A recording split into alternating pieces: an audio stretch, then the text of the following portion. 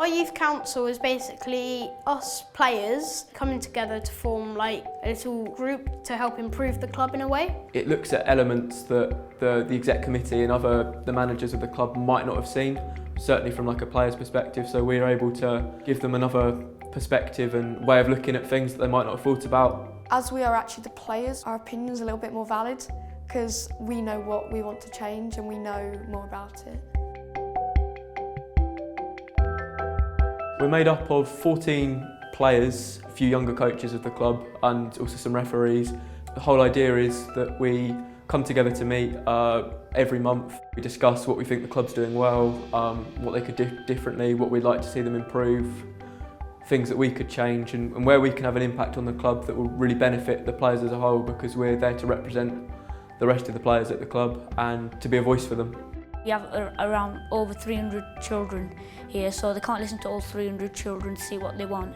So if anybody has a problem or anything, they can come to the youth council person on their pitch and they can ask them, and I'll write it down and we'll just discuss it in the meeting. The youth council made the AHF a better club because everybody's behaving, all the children are happier, they're having more fun in their lessons and everything's good and calm.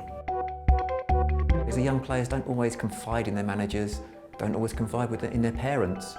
There's things that come through from our young youth council representatives that we wouldn't know. Players within their teams can speak to them and they can bring that to the committee. It has brought so much to the club.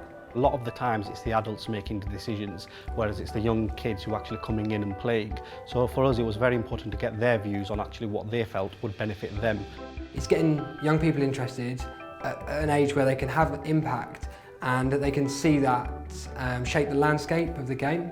And I think if we catch them at a young age on a youth council, get them involved in the decision-making process, we're much more likely to have a brighter future for football.